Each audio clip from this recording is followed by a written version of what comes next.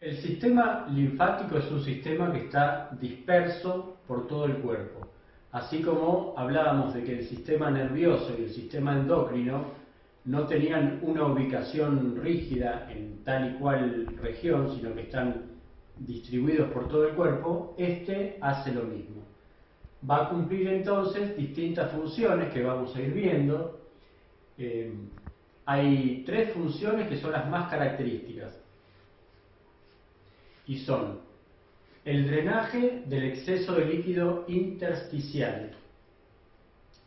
Esta va a ocurrir en todas partes del cuerpo y ya un poco lo hablamos cuando estuvimos viendo el sistema circulatorio.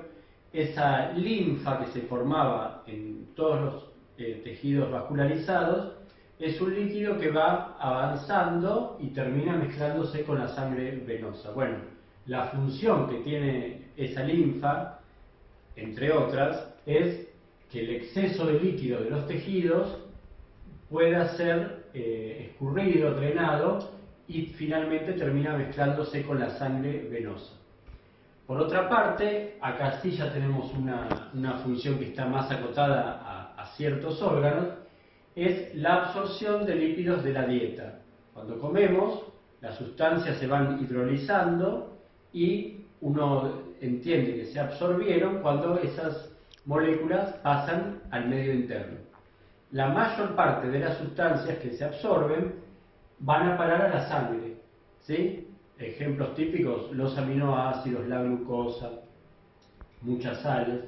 Sin embargo, los lípidos, por ser insolubles en agua, por ser hidrofóbicos, no se van a poder absorber a través de los capilares sanguíneos, sino que van a ingresar al medio interno a través de los capilares linfáticos y van a formar parte de la linfa que se forme en el intestino. Y por último, la función más característica de este sistema es el de las defensas, la inmunidad. Vamos a ver que acá aparecen mecanismos muy complejos molecularmente, muy específicos. No los vamos a estudiar en esta materia, sino que vamos a ver la base histológica y anatómica de el sistema inmune, cuyas funciones se van a estudiar en detalle en otras asignaturas.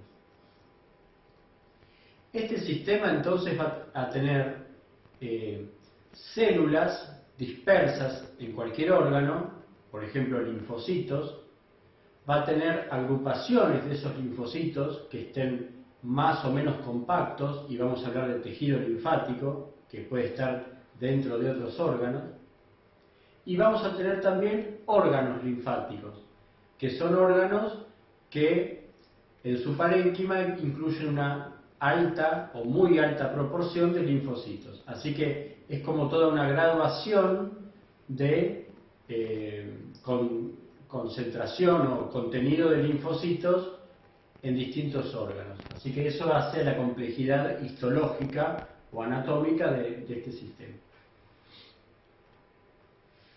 Vamos a empezar a hablar de la formación de linfa, o sea, de la primera función que vimos, que era el drenaje del exceso de líquido. Esto va a ocurrir, la formación de la linfa, a nivel de la unidad microcirculatoria periférica, lo que llamamos microcirculación también. Y con este esquema, que vimos alguno muy parecido, tenemos por un lado la microcirculación, las arteriolas, los capilares sanguíneos y las vénulas. De esto ya hablamos, de la función de cada uno, y sabemos que la sangre ingresa al lecho microvascular por las arteriolas, recorre los capilares y avanza para irse por las vénulas. Pero es un continuo, es un sistema cerrado, la sangre está siempre dentro de estos vasos. ¿Qué ocurre? Que en este flujo de sangre, por diferencias de presiones y otros mecanismos, hay sustancias que se escapan de los capilares, agua, algunos solutos, y luego vuelven a entrar al capilar. Pero en ese balance, el resultado no es neutro, sino que siempre va a quedar una mínima cantidad de líquido extra en estos intersticios. Lo que falta en este dibujo son las células y la matriz extracelular del tejido en cuestión que sea. Acá no nos interesa cuál es eso. Un ejemplo de cualquier tejido vascularizado. Entonces, decíamos que después del paso de la sangre queda un exceso de un líquido intersticial. Si ese líquido se acumulara, esa región se hincha, ¿sí? Entonces, hay un mecanismo que nos previene de esa retención de líquido en los tejidos y usa a los capilares linfáticos, que acá están dibujados en verde. ¿Cuál es la característica más sobresaliente de los capilares linfáticos?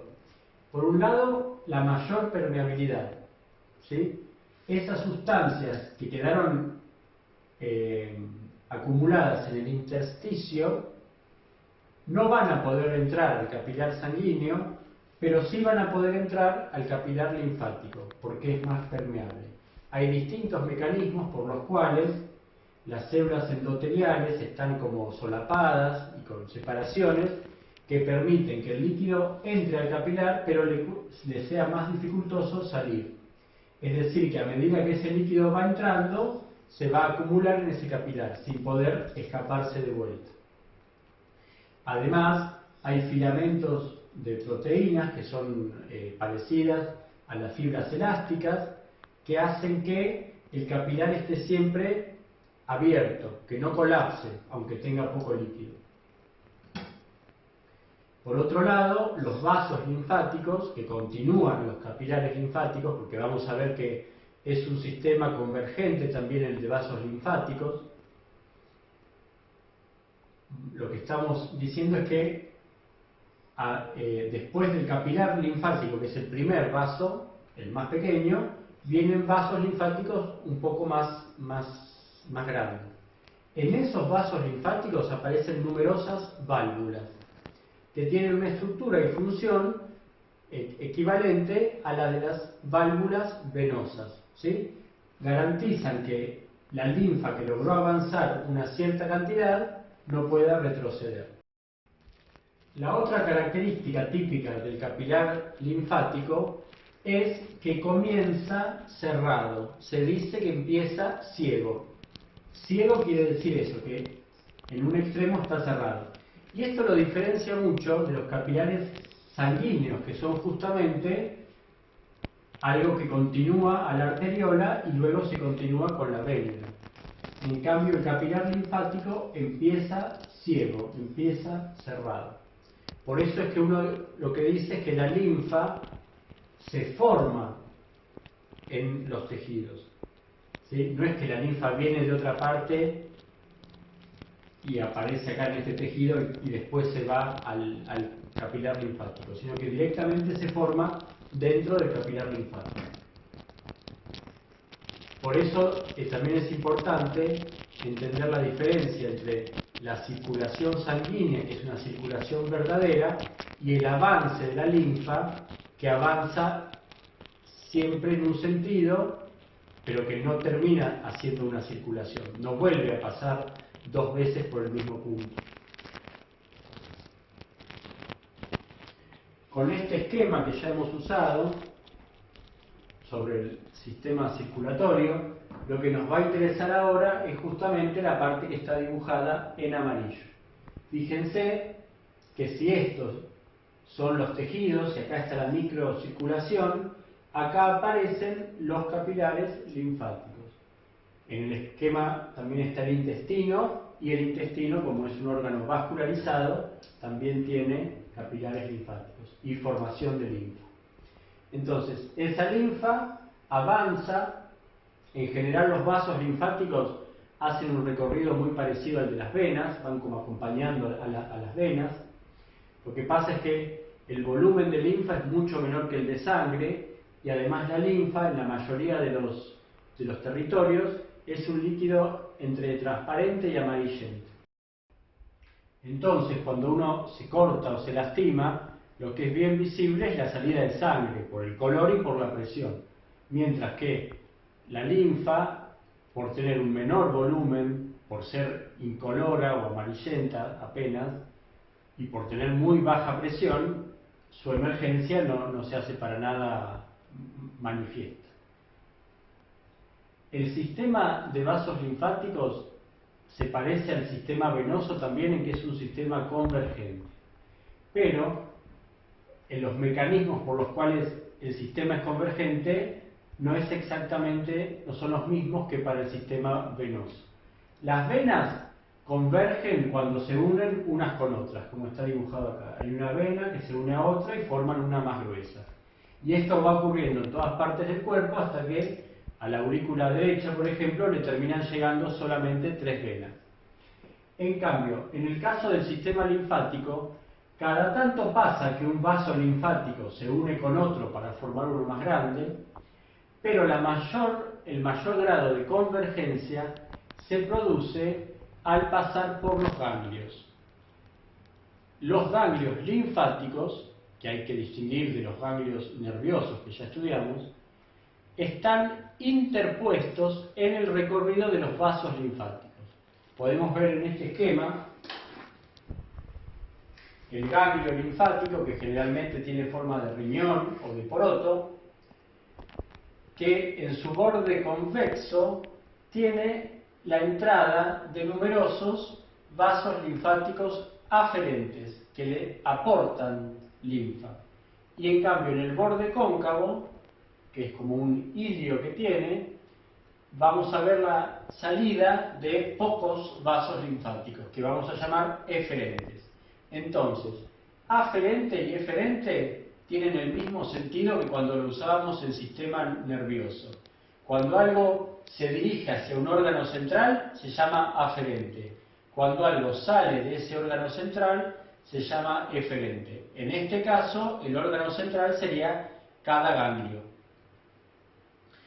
En este dibujo hay 4 aferentes y 2 eferentes, y tienen adentro dibujados las válvulas.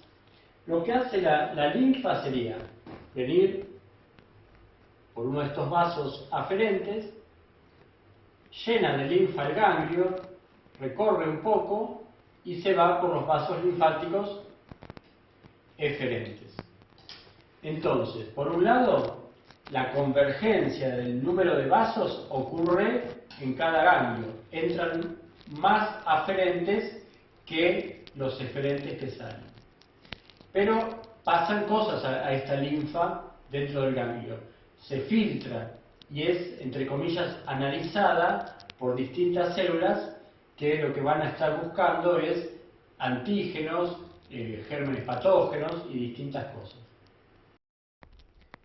Con esto tenemos que el ganglio linfático es el único órgano de la economía que recibe linfa. ¿Sí?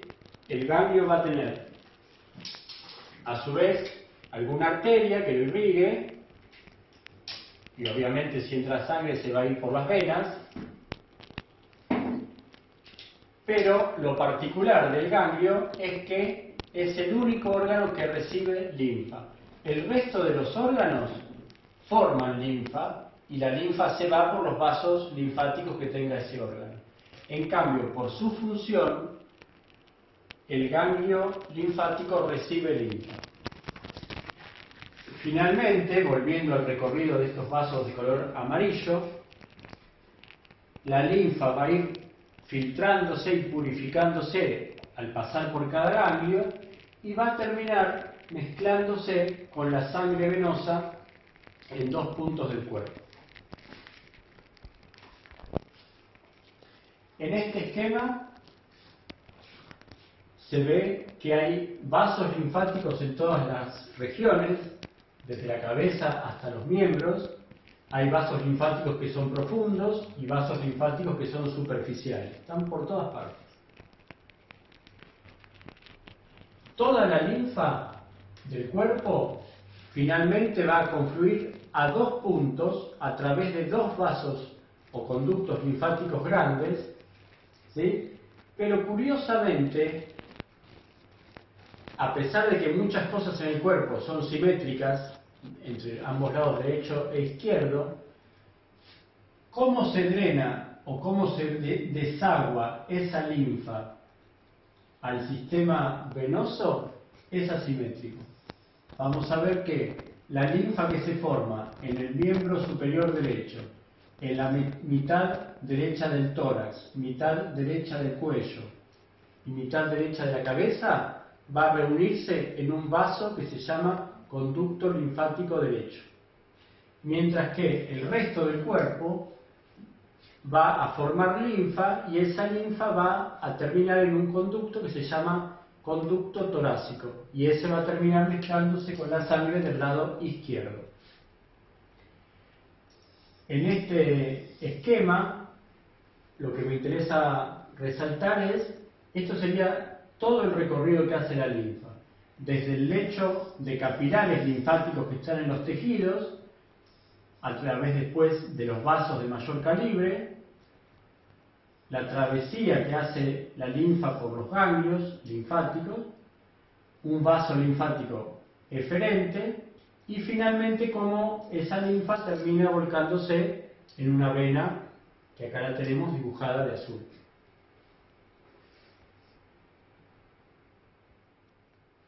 Este es un esquema de una disección del cuello donde vemos arterias y lo que nos va a interesar ahora que son las venas.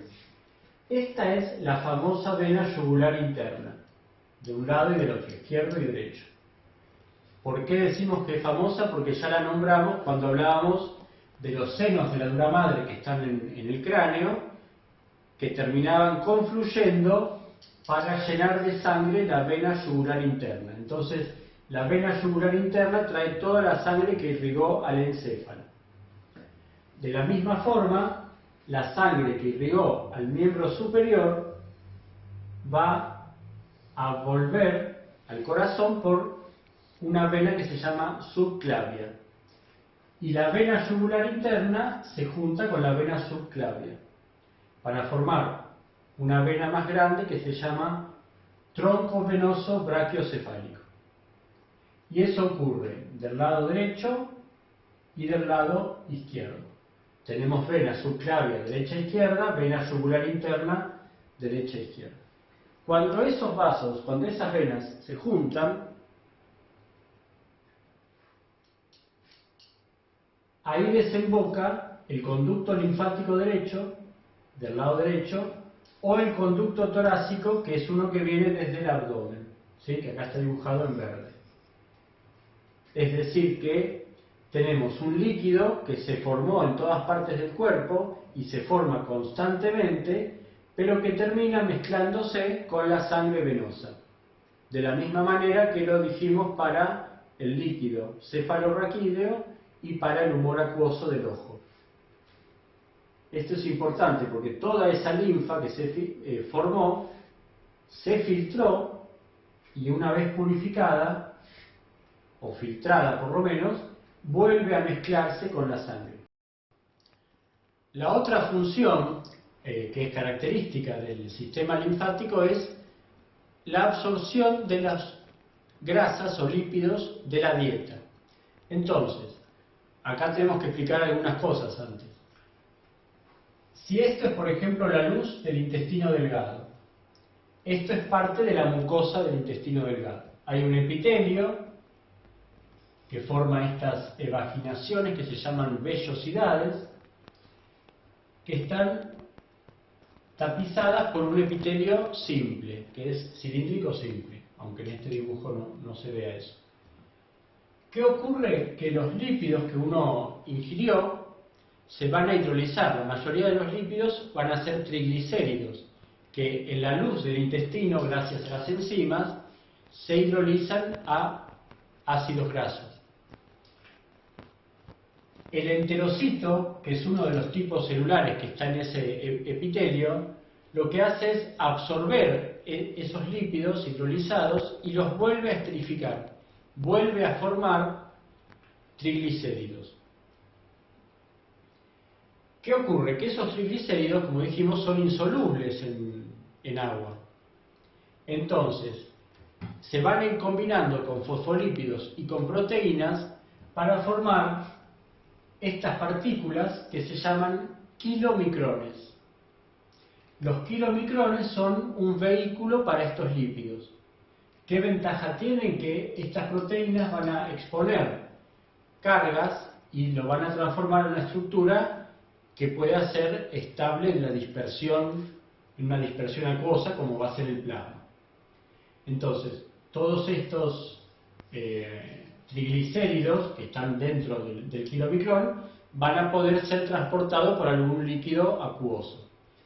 Ahora, volviendo acá a la vellosidad, ¿cuál es el líquido que va a poder encontrar a estos kilomicrones?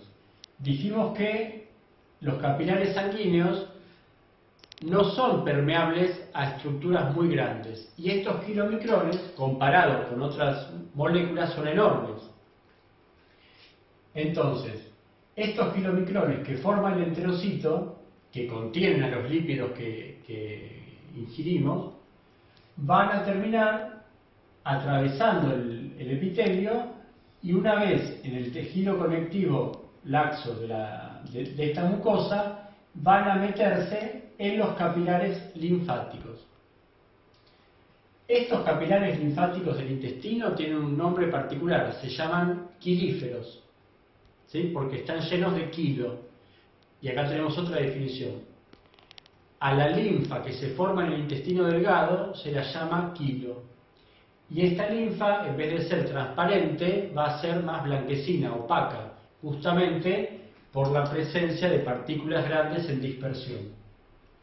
Entonces, la linfa que se forma en el intestino, cuando uno con la dieta incorporó lípidos, va a ser rica en estos kilomicrones y va a tener otro aspecto. Es interesante entonces comparar que la absorción de estos nutrientes o cualquier compuesto que se pueda absorber va a ir a parar a la sangre o a la linfa dependiendo de la polaridad del compuesto. Las moléculas bien hidrosolubles como la glucosa o los aminoácidos van a atravesar el epitelio y van a ir a parar a los capilares fenestrados que se encuentran en el intestino, pero que son capilares sanguíneos. Entonces la glucosa enseguida va a pasar a la sangre y se va a ir por las venas. En cambio, los lípidos, por este tema de la hidrofobicidad, van a formar kilomicrones y van a ir a parar a los vasos linfáticos.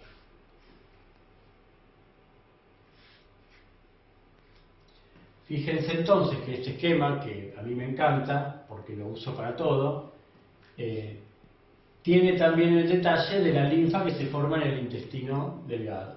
Si este era el intestino delgado, y lo mencionamos cuando hablábamos de los sistemas porta, fíjense que la linfa que se forma acá, con los kilomicrones de la dieta, va directamente a la sangre y después en estos puntos donde se reunía la linfa con la sangre, que son las venas yugular interna o subclavia o el tronco brachiocefálico, van directo al corazón después, porque los dos troncos brachiocefálicos se juntan para formar la vena cava superior. Fíjense que ya que estamos, que hablando antes de los sistemas porta, ¿qué pasaría con una molécula como la glucosa que se absorbe por sangre? Entra al capilar sanguíneo, va a parar a una vena, pero esa vena no va directo al corazón. Pasa por un sistema porta y va a entrar al hígado, y en el hígado le van a pasar cosas. Esa molécula de glucosa puede polimerizarse como glucógeno o seguir de largo, dependiendo del estado metabólico del individuo. En cambio, la grasa de la dieta se ahorra el primer paso hepático, va directo a la sangre. Y por la sangre se va a distribuir por todo el cuerpo. Una parte le va a llegar al hígado, pero la misma fracción que le llega a cualquier órgano. En cambio, las otras moléculas que se absorben van preferencialmente por un sistema porta al hígado.